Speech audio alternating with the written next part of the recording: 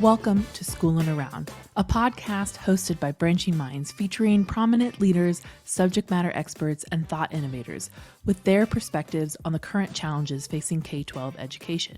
I'm your host, Larissa Napolitan, a former teacher, instructional coach, and a member of the Branching Minds team.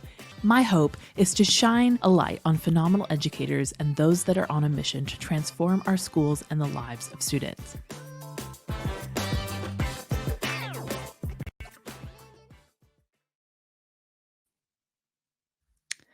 Hi, welcome back to our MTSS Summit and welcome to a live episode of Schoolin' Around, our Branching Minds podcast, and just welcome to our 2023 MTSS Summit.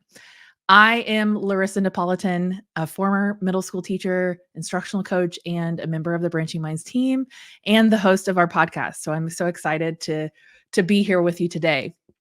For those of you who don't know, Schoolin' Around is a podcast that's focused on having conversation with educational experts and leaders in K-12 education. And today I'm excited to welcome Dr. Judy Elliott and Dr. George Batsche, two experts in MTSS database decision-making and school improvement who we love here at Branching Minds. Dr. Judy Elliott is a fierce advocate for leveraging a data-driven approach to helping school systems equitably support the needs of all students. She has done this as the Chief Academic Officer of the LA Unified School District and now continues to support districts and national organizations and state departments of education with this work. And Dr. George Batsche is widely recognized for advancing the field of the School of Psychology through his research and leadership for establishing best practices in the response to intervention framework. He is responsible for formally and informally mentoring 50% of the thought leaders of MTSS, although that's a claim that is not driven by data, but was provided to us by our CAO, Dr. Eva Dundas. But both George and Judy have been extremely influential in shaping how Branching Minds approaches MTSS and have continually encouraged us to help educators take the next step towards better practice. And Dr. Eva Dundas claims that there's data to back that up, but we don't know if we can trust her after that last stat. So, but we welcome you both here today to have a conversation. And thank you so much for being here. Thanks, Larissa. I really appreciate it. Well, before we dive into our questions, we want to hear what's on your mind related to MTSS. What are you hearing from districts that you work with, and what trends are you seeing? Judy? Dr. Batsche. So I'm happy to start. I think the trends that I'm seeing is people are feeling overwhelmed because it's an inch deep, mile wide. We're doing too many things, lots of things going on. I think the other thing that I'm excited about is that folks are beginning to get more comfortable in using data-driven decision-making, problem solving around data. And I think that, in that the leadership is always a big deal when you're leading it at a district or a school level. So I would summarize that by saying, make the main thing. If you're doing MTSS, it's the main thing, and have everything integrate into that. So that's sort of things I'm hearing in the field. So kind of building on that a little bit, the thing that has impressed me the most is how implementing MTSS has evolved. We've been doing it for 20 years. Never comfortable with where we are, always looking for ways to improve. And so for me, the last 12 to 18 months, the big message has been each of the components of MTSS, and there are 6, here you go. The 6 components of MTSS that comprise the framework of MTSS are not theoretical. They're there because each one of those components contributes significantly, statistically, to student outcomes if they're done the way that research says they should be done. So, one quick example is we know that leadership accounts for about 29% of the variance that predicts student outcomes, but only if you have a certain kind of leadership, collective leadership. So the thing that's important as we implement MTSS, and somebody on this podcast coined the phrase a few years ago, you use MTSS to do MTSS. So I think that if we're implementing the MTSS framework to improve student outcomes, rate of growth, then we have to be familiar with how each of these components can be implemented to achieve that growth. So we are providing you with some references. Do you have the table that is just one other slide we had to put up here? That table, for instance, is just taking the 6 components and saying how much that component contributes to student outcomes and the research that supports it. So we'll talk more about that as we go through. But the takeaway, I think, for today is if you're implementing MTSS to improve student outcomes, you have to use each of the 6 components in a way that will ensure those outcomes happen. And in the past 5 years or so, we now have research that can tell you how to use each of those components. So that's my big takeaway for today.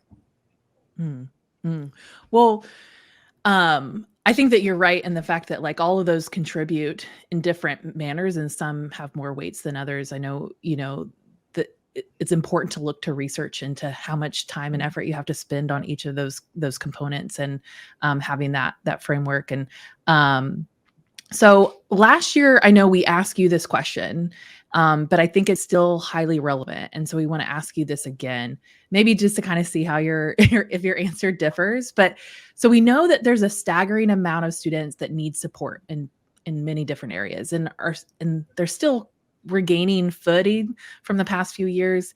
So with all of those challenges facing students, educators, and districts today, where do leaders start when addressing these areas, particularly if they're overwhelmed with the number of students that need support, or the level of the support that's needed? So where do they start? Go ahead, Dr. Batsche. They asked you this last year, so have at it. Okay, I'll probably say the same thing as I said last year. So people, I often work with groups that think that the MTSS triangle is turned upside down when there are 50, 60% of the students in a district or a school that are struggling. It never gets turned upside down. The issue is when you have that many students who are struggling, you have to relook at your core, how you're delivering core instruction. The other thing is that in those situations, we're probably going to focus only on tier 1 and tier 2, and ensuring that we use all of those resources to support students. An example of how to do that would be that whoever's providing tier 2 supports, whether that's in the classroom teacher, or other people, the whole lesson planning process, those tiers have to be coordinated. The scope, sequence, and pacing of instruction has to be the same. Materials have to be the same. We can't separate out and silo those tiers. So if it's done right, for example, you can use pre-teaching through a support process to have the core delivery of that lesson actually be a do-over. Judy Elliott's term, second scoop. So I think that we have to just relook at what the challenge is that we have to do. One other thing, we know that there are instructional practices to use in tier 1 that are also validated for different subgroups of students. Know what those instructional practices are and use them. And the other thing is, once you start providing increased supports for this group of students, they're not going to be homogeneous. Some of those students are going to grow faster than the others. So you're going to have more frequent progress monitoring. You cannot treat them as a homogeneous group once you start doing this instruction. So that's what I would say to that. Yeah. Yeah. Well, and I'm curious to hear what Judy would say, just since you weren't here last year, if you had any thoughts as well. Yeah, well, I disagree with everything he just said. No, I'm kidding. I think student voice. I'm going to take a little different. I think leaders. I've had an opportunity to lead a national sort of event session with student leaders from across the country, and we got them together and we said, what is it that leaders, teachers need to do to to regain the footing, to get you back into it. And the overarching was mental health was the overarching issue, and there were 3 strands underneath it. One was safety. We had a gal who talked about the 2 times she experienced lockdown in her high school. So mental health, but safety, inclusion, and diversity. And then the last one was how schools and districts are spending their money. So my takeaway from that conversation was they just said, we'd like the adults to do it with us instead of to us. And so while we're having all of these, what do we do to regain, kids' engagement in school and getting them, it was really powerful to hear it from the youth about what they need. Because mental health, Center for Disease Control and Prevention, they published a study in 2021 that talked about 40% of the high school students that they surveyed had sadness and hopelessness. 22% had considered suicide. 10% had tried it. So the mental health obviously is big. And the only way that we know when we did this effort was really to bring students to the table and say, hey, what do you need?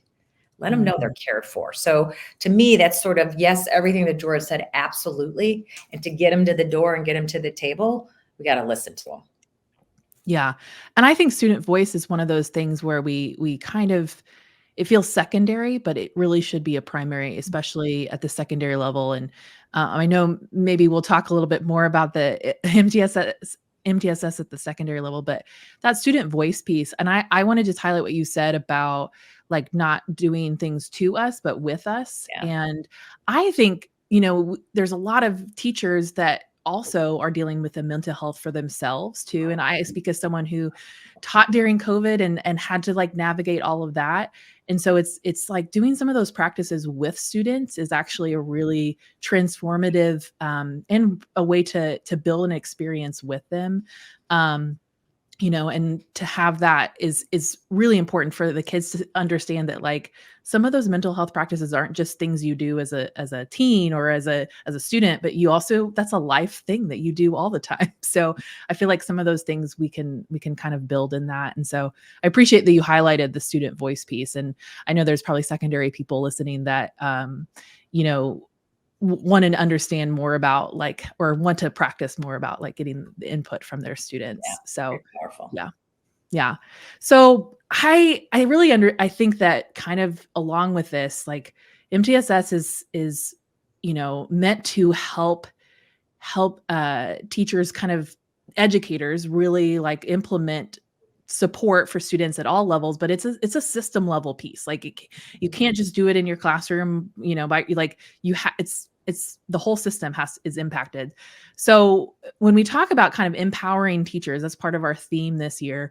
What system level structures could we put in place to help empower teachers and support staff and support, like we were talking about, supporting their mental health and well-being as well, and encouraging longevity in the field, because we see a lot of teachers like leaving because of the impact of mental health and things like that. So maybe let's talk. I would love to hear what you have to say sort of about how do we support and empower those teachers with the system level change. Okay. George, you want to take it? Sure.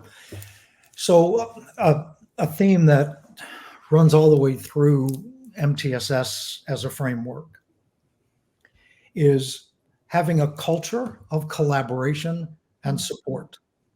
We're providing you with resources that you can access later that basically talks about collective leadership. Judy a moment ago said, this is not something that needs to be done to us from the student voice perspective. Teachers feel the same way. Collective leadership will create an environment in which decisions are made collectively, not only between administration and teachers, but also that student voice comes in here in particular. So something else we've learned in the past 3 to 5 years is that anything done as a team, collaboration as a team, problem solving as a team, that results in greater outcomes and greater level of supports than when individuals do it. And interestingly, the research is clear that when individuals do this stuff, you don't see the improvement in student outcomes.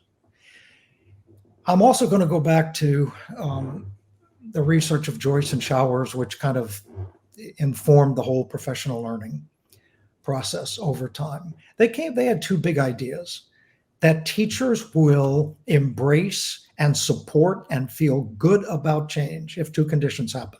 One is they clearly understand the need for it, and the other is they either have the skills or feel comfortable that they will get the skills.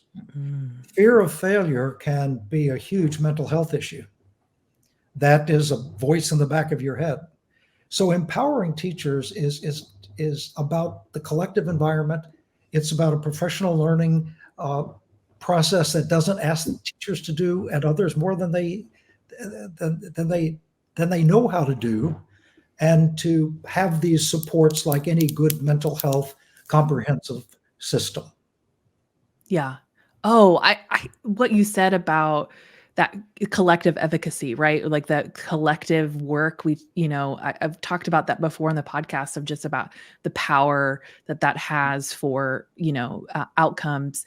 And then also I think that idea of teachers feeling that they are, that they're not asked to do more than they can kind of handle or have the capacity to, or they know that they're going to get the security, that they know that they're going to have the support along the way. Because the worst thing for a teacher or for many educators is like, here, implement this thing. We're not going to give you any training. We're not going to help you along the way, but we want you to still do it. And so I think that that's really true, is this leaders really thinking through of if we're going to ask them to do this, we have to help them all be on the same page, and then also provide the support along the way. The same that you would ask for students, right? I think there's, you'd ask that of the adults. Dr. Elliott, do you have any additional? Absolutely. I would add, my wrinkle to that is that we know, at least in my world, behavior is top of mind for lots of teachers and leaders. Yes. So, especially post-COVID, for all the reasons that we know. So I just wanted to share that Education Week did a survey where they asked the kids, and this is really relevant because it's secondary-ish, if you will. So they asked all the kids, if you could make your school better and feel more motivated in your school, they gave them a whole list of things to pick from. The top choice, I'll give you the top 3 for teachers and kids. Give me a chance to redo a low grade. So, that is just right at the tip of our nose. They just said, if we could have an opportunity to redo a low grade, I would be much more engaged and motivated. The second one was, let me do assignments on topics that are interested me, flavor of universal design for learning, right? That are interested me, that can show the evidence of what you're teaching, I'm learning. And then the third one was, incorporate humor and fun into teaching. Make it fun for us. So they asked the same question of the teachers, and the teachers' top pick was offer more hands-on experiences for kids, field trips, all of those yummy things that you can do, and internships, all of those things. The second one they talked about was, show students that they can, how they can use what they learn for their future careers, right? Why are we learning this? And then the third one for the teachers was really offer a choice to students so they can demonstrate their learning in a different way. Also universal design-ish. Right. So I thought that was really interesting because behavior is such a big deal. And again, it's student voice and what do teachers and kids need in order to be fulfilled and have long-term sustainability to do the hard work that it is. Yeah. Can you? Lost you. We underestimate we underestimate the power. Oh, it's okay. We underestimate the power of student, the students being able to have interesting topics. We underestimate the power of that. And so I think it could be really beneficial to kind of think about how do we, how can we make things relevant and interesting to their world? I think just a lot of times that we don't do that. So you kind of mentioned, one of you touched on this, but I think a topic that's on top of a lot of people's mind is getting teachers to buy in to the process of MTSS. Part of the big system. So maybe if you want to just kind of talk a little bit about what do we think of the biggest barriers to like effectiveness to buy-in? I know that maybe some of them are similar to what you already mentioned, but like, how do we like help teachers bring them on board?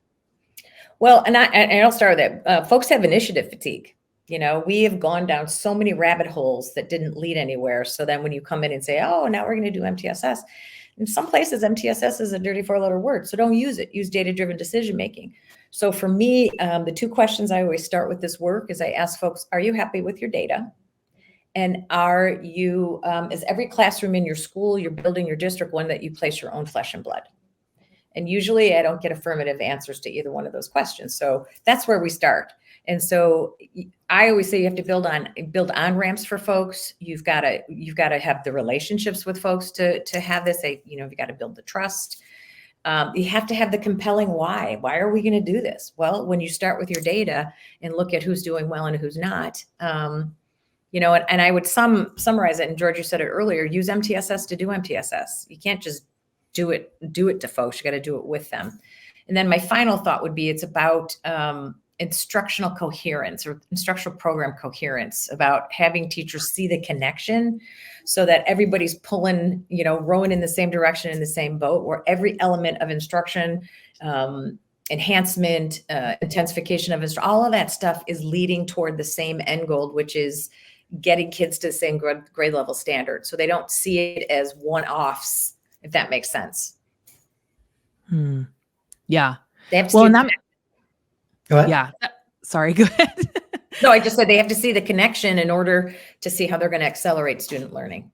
Yeah. Yeah. The same thing of like when you're connecting, you got to connect those things for students, right? Connect the dots, and the same thing for teachers as well. Mm-hmm. George, did you have something to add there? Sorry if I interrupted you. Oh, no. So we've had a couple of these themes, right? So if there's collective leadership in a building, then teachers and other staff are actively involved in making the decisions about what's going to happen. That's going to build ownership on their part. If they're building it, then they're going to be committed to doing it. The second thing is, we're already doing in every building in the United States something in each of the components of MTSS. We're doing something with data. We're doing something with leadership. So we want to build on whatever the unit is that's wanting to implement MTSS. We've got to build on what they're already doing.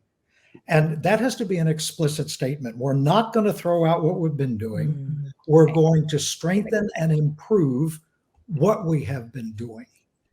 And the final thing is, we've already mentioned this, when collaboration is building wide, it's highly effective at engaging students and teachers and other staff in the work.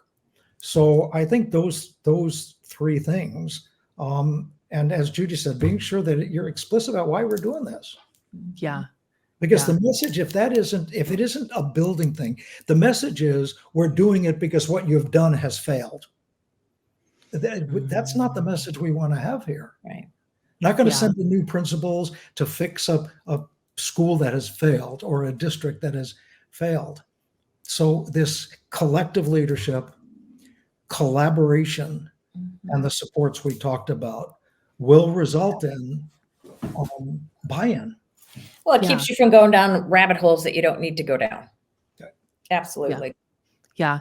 Well, and I was just thinking of like the idea of building on what you already have. I think there is that impression of like, oh, we're doing this new thing at MTSS, right? Like we're initiative fatigue, right? Like you said, there's just so many new things. And so I even think sometimes the starting point is like really examining what resources, what things are we already doing? How are we already supporting students and building on that? examining and evaluating of like, what other resources do we need, you Mhm. know, and looking either to the community to fulfill that, or like whether you can work your finances to allow for other resources. I just think that the starting point really is going, what are we already doing right? And Mhm. then what are the ways that we can like fill in the areas for what's, the ways we can improve. Well, and I Yeah. would add to that is, we always start with resource mapping or asset mapping. And Yeah. it's inevitable that you work with schools or school districts and they're like, I didn't know we had that program. Where's it been? So we have lots of stuff that we don't all know. The common language, common understanding about resources, expectations, all of that stuff is like, what do you have? What are you using for tier 1, 2, and 3 for, the thing? So to your point, really starting with what you have Yeah. that you may not know you have. Well, and I even think too, like when you think at a larger district, right, there's some miscommunication between schools, right? And maybe there's resources that one school has that's really effective and other schools don't know that. And so really Correct. trying to like bring together those communications and really evaluate what interventions do we have available for tier 2? If this is really working at the school, maybe we can use it other places. And I think like that's part of that collective leadership that has to happen district wide and in the building as well. So the best, to just tag on that, the best professional development learning you can do, in my opinion, is for teachers by teachers. So if you're doing something and it's going well, y'all come and watch me do it, or I'll come and model it for you. So for teachers by teachers, instead of, it's right at our nose. And so all of that stuff is just so important.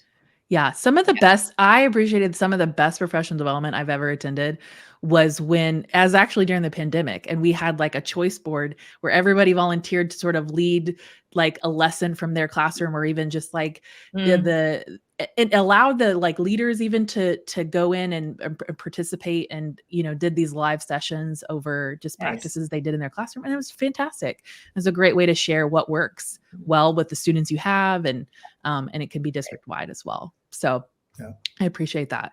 So okay, we kind of started on this, but like, do you guys have some advice for those that are starting or even struggling to start their MTSS? We talked about like resource allocation. Maybe there's people that are just trying to get this jump started at their local level, or maybe they're just a few years in and they're trying to feel comfortable. Do you have any advice to help them get past that initial starting point? I'm happy to. So I would say there's a number of things, and we don't have that much time. I know George is going to talk about the 6 critical components. That is definitely where we start with that, to say, of those 6, which ones do we need to focus on? And I think it's, why are we wanting to do these things, and how do we connect? We just had this conversation. How do you connect it to the things you're already doing well? And I always say there's some stuff on the stove that we need to stir a little faster, some that needs to go on the back burner, and some needs to come all the way off the stove because that's not what we need to do. There also needs to be has to be a district leadership team. It's not just about pushing it down to the school leadership teams. You have to have your district leadership team that they too can finish each other's sentences about a common language, common understanding about what you're doing. And that could be people like from HR and from business and from finance. All of these people need to be around the table, because you have to look at your infrastructures that you have and that you need, and build that consensus. My friend Steve Kukik said to me once, if you're leading a parade, make sure people are behind you. Otherwise, you're just taking a walk. So if you're doing this and you don't have consensus and people aren't with you, it's going to be all in vain.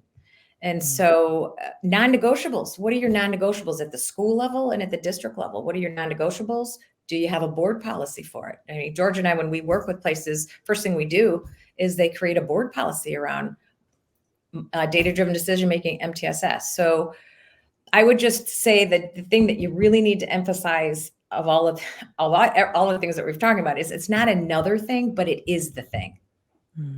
So it's not an add-on. It's what we're doing. This is our work. Yeah. Yeah. And it's like enveloping everything under the banner of this thing. That's why I always say it's like, not another thing. It's just the umbrella over everything. Yeah. George, did you have any other insights in that? Yeah, I'm going to be a little edgy on this one. Ooh, we love hot takes here at Schooling Around. Everything that Judy said. You cannot implement sustainable MTSS if you're doing it only at the school level. It simply is not going to work. But that's what we do. That's what a lot of places do. Yeah, we're Yeah. called and saying we have 5 schools we want to implement That's the MTSS. It's no, call somebody else, because schools can't have their own data systems. Schools can't have their own scope, sequence, and pacing of curriculum. That's curriculum and instruction stuff. So if a district really wants to do this and sustain it, exactly what Judy said, it begins with the superintendent and the school board.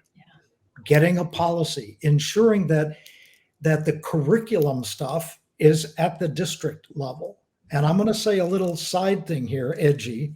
The Office of Curriculum and Instruction almost never deals with instruction. They deal with curriculum. So for the kinds of the needs of the students in our district, that should be the Curriculum and Instructions Office to provide schools with what instructional strategies are best for our population of students to deliver our curriculum, right? So data, curriculum. The last thing I'll get edgy on is Judy said, this is not another thing. It's the thing. So if that's true, then everybody at the district level who is supporting this initiative has to have FTE time allocated to this effort. If it's another thing that these district people are doing, then it comes across as it's not the thing. It's another thing. Yeah. So if I'm the superintendent and we build the team that Judy talked about, the first thing I'm going to do is to say, how much of your time to do these tasks do you need in a week? And we're going to assign FTE to the effort. And it's not more FTE, you repurpose what you're already doing. You take your instructional coaches and they become a broader instructional coach. It's not necessarily because, we can't always, Fort Knox is closed. We aren't going to get any more money. So repurpose, reallocate what you're doing. Know what you're doing is having, an impact, and the stuff that's not, you just repurpose.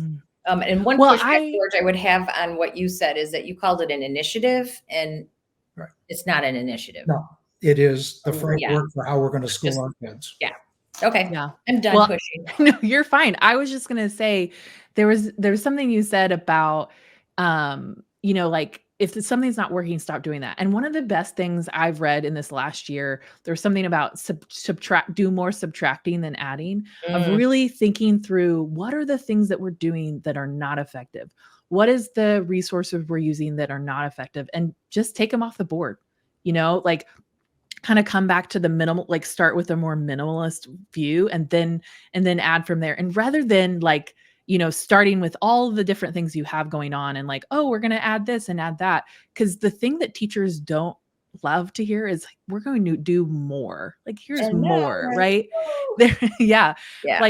Doing more is really the thing that is burning a lot of teachers out. It's we're doing this and this and this, and now we're going to add this other thing, but really trying to sort of restructure the system in a way that's here's all the, to make it sustainable, right? Because we can't sustain it if we don't have capacity to do that. And so many teachers I know, and so many educators we talk to, even administrators, they're at capacity. They have not a lot left. Yeah, they've been at capacity. And so really, how can we help them subtract from what they're doing, or not even, subtract, but also structure it in a way that's really more feasible. Well, and what pops into my head, Laura, says, use your data to say what's working and what's not. Are you getting a return on investment in everything you're doing? Probably not. Then why do we keep doing it?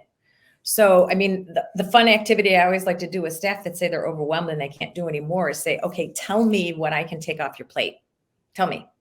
What is it that and inevitably people said, well, we can, it's all important. Okay, well, now we have a problem. So how do we, to your point, how do we integrate that? How do we make sure that it all fits like a puzzle? I always say, build your tapestry. How does it all fit? And tell the story. Yeah. So but it is about streamlining those systems. And really, when you have a proper system, I know for me, it's if I have all the things in my head that I need to do, but I don't have a system to way to prioritize, what needs to get done first, it's overwhelming. And so part of the work of a school leader is to really, do that prioritization of all the different things. So, okay, we've got a little time left. Add one more. Okay. Yeah, go ahead. Sorry, Dr. Batsche, there's no time left. I'm looking at the time. There's plenty of time. So Kristen, a person named Kristen, posted a comment and said, that we spent so much money on this curriculum that even if it's not working, we're going to keep it because we spent so much money on it. Yeah. That's not an instructional decision, right? So I'm going to use an analogy here. Curriculum is like the motor of a car. Instruction is the transmission of converting that curriculum into instructional action for students. The same analogy goes with the district. The district level, what they do is like the motor of a car. The schools are like the transmission. Schools have to translate what that district has given them into implementation. So if a district is putting everything on teachers, they got to figure out the data by themselves. They have to figure out which are the best instructional strategies to go with this curriculum. They have to figure out how to do problem solving. Then the teachers are overwhelmed, rightfully so, because I believe in many cases the district is not providing the supports that are really needed. They're doing traditionally what districts do. And my biggest peeve is around instruction. In your curriculum and instruction office, you pick a curriculum, hopefully, as Judy said, students want a voice in that, because if they're interested in that kind of stuff, then they'll engage it. But if they pick the curriculum, they also have the responsibility for providing teachers and schools with the instructional strategies that will convert that curriculum into student growth. And technical assistance. Teachers don't have the time to do that. Principals don't. That is a district responsibility. Yeah. Yeah. And the last thing I'm going to say about this, as long as you give me the mic, Take it away. is teachers can't use data and numbers. Teachers need to know, do the data tell me that it's working for this kid and the kid is growing at a faster rate than expectations to close a gap? Is it not working, or is it borderline working? You know, you look at your positive, questionable, and poor responses to instruction. That's all teachers and teacher teams should have. Okay, I'm taking the mic away. Huh? I'm taking the mic away. So all I'm saying is that we need to start with what the district should be doing in an MTSS, so that teachers can then take it and implement it without feeling like they have to do everything. Well, and my one point to this, now that I have the mic, is if you are continue to use a curriculum that you know is not getting return on investment and is not improving your student outcomes, you're going to have a lot more kids falling into tier 2 and tier 3 because tier 1 is not meeting the needs of kids. So you're just making your life exponentially more difficult if you're using an ineffective curricula for the students that you have in front of you. So, and it's going to cost you a lot more money in the long run. Oh, absolutely. And heartburn and and some teacher turnover too. But I think that what you said is really correct in the fact that, like, at the district level, really doing that work. Because I think one of the struggles is I had as a teacher, and then I stepped into the role of instructional coach, and I had so much more time to get into the research and find the instructional strategies. I didn't have that time as a teacher. It was a lot of trial and error. And so, like, to be able, when I had that time as an instructional coach, to be able to do the work to help teachers and provide them with instructional strategies and resources and things that I could, we worked hard we had to do a lot of work at the district level. We were building a playbook of instructional strategies to provide to our teachers because we knew that they were limited time. And so I think that there can be intentional work done at that district level that can make a big impact for teachers, and to, like, sort of release some of that burden that they have to do the work to, like, dig in and find all of those different things that work for students. Yeah. Okay. I have a couple more questions. So I really want to get to this question. So if we'll come back to the other one, but secondary schools, shout out to all the secondary schools in the audience. You can give us a comment. It's really hard to implement MTSS at the secondary level. Hard in the fact that there's a lot of different factors than at the elementary. So can it be done? Is it possible? Do you have some examples to share or some insight into that? Yeah. I'm personally doing a lot of work with secondary schools, and absolutely. And some of the things that, you know, you have to look at is your schedule. Do you have time in your schedule to provide, you know, more time? So I always like to ask our secondary folks, do you have kids in your building that can't read? And I usually get, oh yeah. And then my second question is, who's teaching them? Well, our schedule. If that was your kid not being able to read, what would you expect the school to do? So it's creating a schedule, and it's hard, but you sit down and you do what needed to. You have to find it. If you have study halls, you capture those and repurpose them. If you've got, you know, you can skim passing minutes, and there's ways to get minutes to do this. You know, going back to what George talked about your PLC time or your collaboration time, make sure that all your colleagues are having an opportunity to talk to each other. I talked about resource and asset mapping, really important at the secondary level, because it gets tricky. I mean, if you're it's a lot more siloed. Yeah. If you do a second scoop for ELA, or you do a second scoop for a second section for math, you have to make sure, A, the kids are getting credit for that as an elective, and that there is a curriculum that's being taught. It's not just a glorified study hall.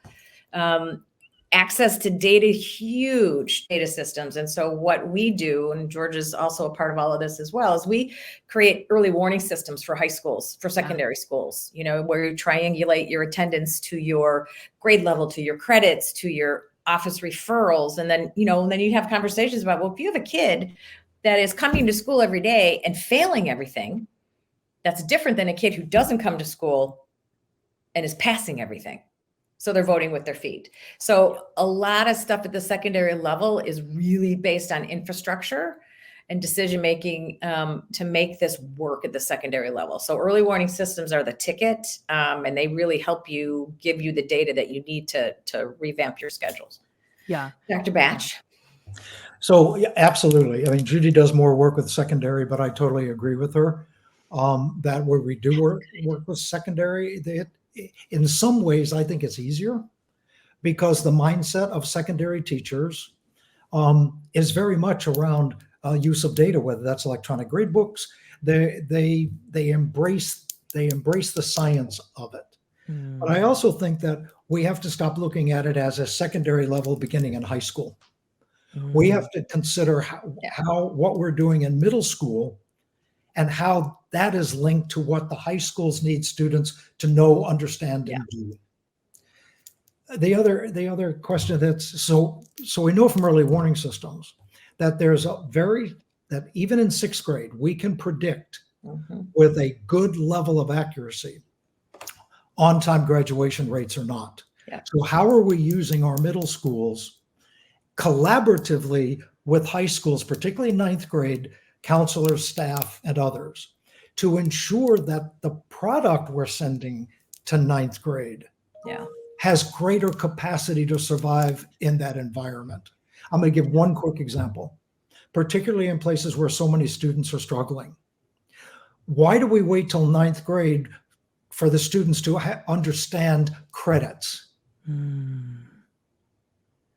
And we've worked with numerous districts that start putting in a pseudo credit on the report cards in middle school so that students understand the relationship between A, B, C, D, and F and credit earning. So I think that this process begins early on. Judy already talked about the schedule. We have instant access to data with electronic grade books at middle and high school that, when organized around critical questions, are just as good as progress monitoring data in making decisions. I'm not saying they are progress monitoring, but that electronic grade book is a source of database problem solving, in addition to putting it in there to get grades. It does require that people update that electronic grade book on a regular basis and don't wait till a week before the 9-week grades are due. Yeah. So the answer is, can you do it in the secondary? Absolutely. Absolutely. And we need to. Yeah. Because we're the only thing between us and the kids going into society and being successful. So if they can't read, it's on us. Well, and using technology in the secondary level. If you've got a ninth grade student reading at the fourth grade level, you're not going to teach that student to read fast enough to be successful. That's compensatory skills at that point. Yeah. You use UDL and those principles to scaffold students for success. Yeah. Yeah. Well, and I can speak as a middle school teacher. It is, when you get a student that is struggling with reading, as a middle school teacher trained You in blame it on the secondary. elementary schools. Yeah. Well, and I was trained to teach literature. And so that training that goes into understanding reading, I think it's a big factor for, I think, middle school and high school teachers having that basis of understanding of how to teach reading in different Yeah. ways could be really helpful as well. And then I also wanted to talk about the grade book thing, because I do think that there is sort of there's a trend now, standards-based grading and things like that. I kind of dip my toe into that as a teacher, really trying to break down the skills and try to, use that as part of their grades to really have their grade reflect their ability. Because oftentimes a grade for a student may reflect compliance or the Very fact that they can like subjective. turn Yeah. things in. And so I do think that is, something to reflect upon. Our grading practices really like reflective of monitoring the students' progress and their understanding of the content, and their ability level, rather than, just that compliance. But that's a hard thing, because I do think that that's so ingrained at the secondary level. There's just some practices that maybe need to be re-examined. I think it's important to re-examine, and as our speaker this morning talked about, is just have an awareness and acknowledge ways that we can change things. So okay. Judy mentioned earlier about students wanting to be able to redo a grade, right? Yeah. So in most of the high school curricula, there are units. Take algebra, take trig. There are units. Teachers can use that grade book to take a look at performance of students, and you're going to find units that even your strongest students, that's the one they struggled with the most. And that can affect their pacing charts, providing more time for that. We work with places where the students, to fix their grade, go back to the units they failed, not the course they failed, and then redo those units, be evaluated on those units, not the entire algebra scope, sequence, and pacing. So if I can add an example to George to highlight that. So work with a secondary school that went after D's and F's, right? They said, we got too many kids with D's and F's. Let's figure out how we're going to get the kids from D's and F's. So they gave out a student survey or a teacher survey. And what turned out, their goal changed because they found out that some teachers let the kids make up their assignments. Some teachers let them make up an assessment some teachers like, nope, you get a 0. Nope, you can't do that. And so what they found out is the D's and F's were directly related to your point, George, the rules and routines and procedures that were not calibrated across teachers. And so now places are saying, okay, the math department's going to use this sort of rhythm to their calibration. The English, it doesn't have to be equal across the whole school, but that is contributing to more D's and F's because we're not calibrated. And so now the kids have to shift gears every time they go to a different class. So anyway, I just wanted to add that. And something as simple as not confusing productivity with accuracy. So some teachers, if a student only does a certain amount of the test or assignment, whatever they didn't do goes into that final grade. Right. As opposed to evaluating the work many that they ways. did do. Exactly. Yeah. All those things can be examined to make high school students feel like they have a chance. I do. And that's, yeah. I was going to say, that's such a disheartening, especially when kids come into 9th grade and they maybe fail one semester of a course. And oftentimes in high school, that means they're still qualified as a freshman and they've got to, before they can move on. And that's why those early warning indicators can be such so valuable. And I think you're right. Kids understanding credits at the middle school level, I think is really key into some of them have no idea when they get to 9th grade. Oh, I fail a class and I don't just move on, because that is a norm. So I think reflecting on those practices is really, really important. Okay, we've got about 10 minutes left. Maybe 9 if Maureen wants to get on here and give us some housekeeping stuff. But I want to address a couple of questions. I love hearing from the secondary people. But someone asked about addressing how to address initiative fatigue. How do we go about addressing that initiative fatigue? Is it just something we can, once we've mapped our resources, what would you recommend for leaders dealing with that? Well, for me, initiative, the collective, we have earned the initiative because we kept doing it to folks. So I think it's an open conversation. I mean, I think in some of the stuff you're going to do, you may not have 100% consensus to do some things because you're always going to have folks that are like not quite there.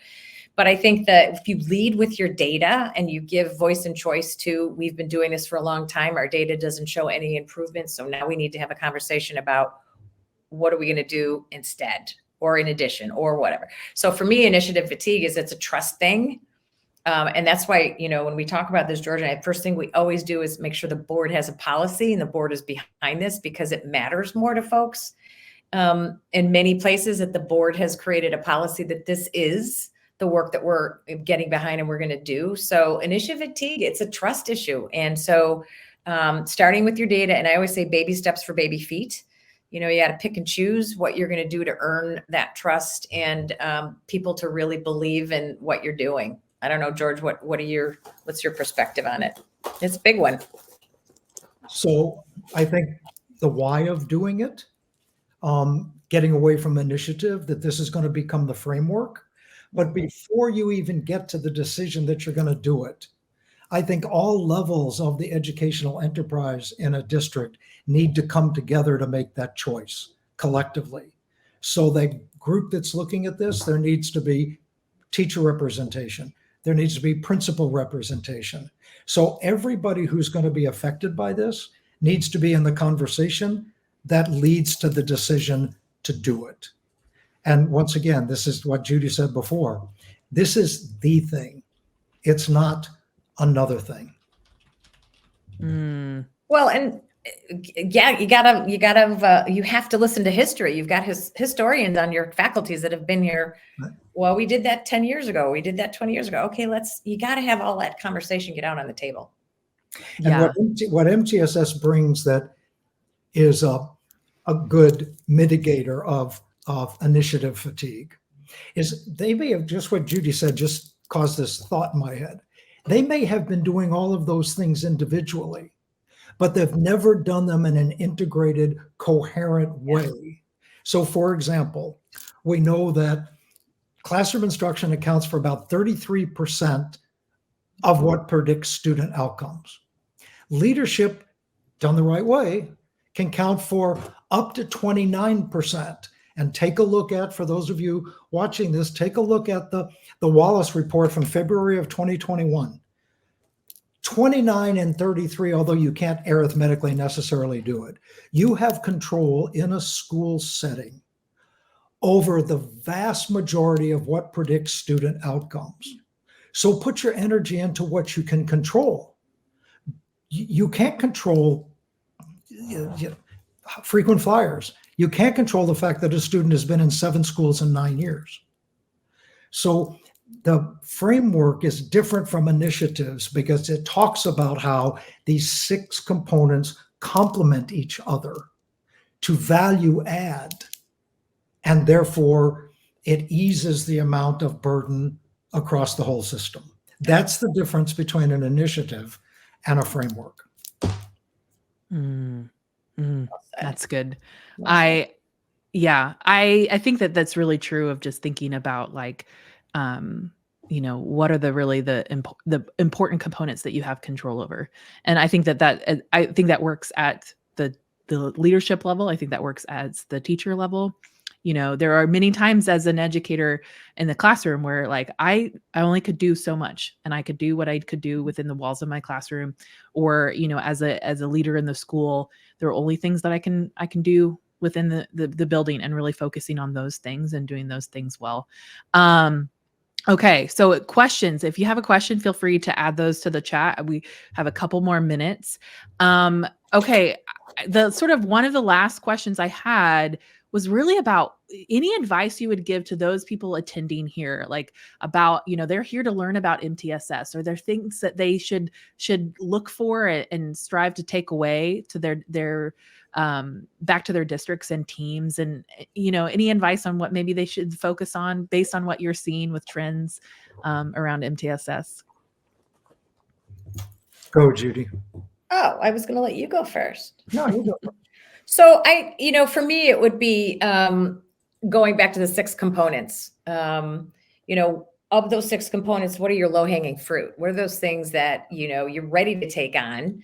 It's not forced choice. It's what you're ready to take on. But those 6 components, what are those things that may need more ramping up, and your ears are up for that. So once you sort of get a handle on the 6 components, I would be wanting to listen for information that will help shore up or get us ready to address some of the areas. And you're amongst implementers, so network for sure. So listen to everything. I think also going back to what are you currently doing that you can build on? Yeah. But let's also just talk about a couple of things very quickly that can be the kiss of death, if you will. The idea that the tiers are separate and that people who do tier 2 are not tier 1 people, and people who do support tier 3 are not tier 2 people. So common language, common understanding is really important. Tier 1 is what everybody does to support all students. Tier 2 is what everybody does to support some students. Tier 3 is what everybody does to support a few students. So I think these mindsets are really important when you begin to build the foundation for this framework in your setting. And I think, I'm sorry, I would add to that. I think most people are familiar with what you just talked about. They think about it's the tiers, not these tiers, but the tiers. It's way bigger than the tiers. If you look at those 6 critical components, way bigger. And so I would say, open that a little bit more and look at all the other things, leadership, capacity building. And then the other thing I would add is that MTSS is not just about your kids that are at risk. The question needs to be asked is, what are we doing for our highly able kids? How are we taking our high kids and giving them more opportunity to grow and accelerate? So it's not just the low to medium kids, it's our highly able students that we've left behind for lots of time. So that's what I wanted to add to that. It is a system of supports. Yes. It's not a way For to all kids. differentiate kids. Yeah, for all It's kids. a system of supports. This issue, how does MTSS address equity? Very simple. You cannot give equal supports to all students and get equitable outcomes. That's what the tiers are about. We need to differentiate supports for equitable outcomes. And if you're in a mindset where, well, it's not fair that these students are getting more of this, then you will have equality of services, but inequity of outcomes. And I'm going to take that one hair in a different way. Equity is at the end of our nose. So if you have one teacher that's a rock star and one teacher that's not so much of a rock star, there's an equity. It depends on which kid gets which teacher to say that you now have an equity amongst kids. So leveling the playing field means all teachers have to be at their best in order to create equity. It's even right in our backyard equity that we have control over, is making kids have equitable access to excellent teaching and learning. Yeah. Oh, I mean, I just think about that. You give students what they need. But the problem is that like, if some teachers aren't able to do that in the same manner or the same level. And I also wanted to address, you're talking about students, the high achievers. I think of MTSS a little bit as the diamond a little bit too, right? Where diamond, you have yes. both spectrums. Diamond, yeah. Yeah. And I mean, I know that we have this conversation a lot in our team of just talking about how the high achievers they deserve the same amount of growth. A year's worth of growth like other students do. And so, what are we doing for them as well? What's built into tier tiers? 1? Yeah. What are their tier 1? I'm just going to plug, we got a guide coming out about that next week. So we're excited to just have more of those conversations. Okay. This was a fantastic conversation. I loved getting to chat with both of you. Thank you for bringing the hot takes and sharing your knowledge with us. I know that there's probably so many questions that people have maybe we'll send them your way and Great. have you help out our audience. But before we go, I want to plug, if you don't subscribe to the Schooling Around podcast, make sure that you subscribe. It's on our website.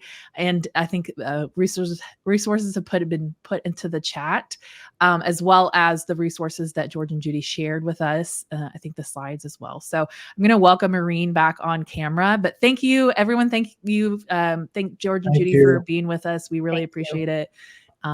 Yes. Thanks, guys. My word. Holy Toledo. I don't know about the rest of you, right, Larissa? I'm just thinking Dr. Batsche, Dr. Elliott. Wow. I was just trying to keep up. They are sensational. Larissa, thanks to you for moderating that conversation. Dr. Elliott, Dr. Batsche, thank you for your time, your insights. This is a podcast, right? Do we have a mic that I can just drop? Feels like that's what we should do, right? A lot of activity in the chat. Thank you, everyone.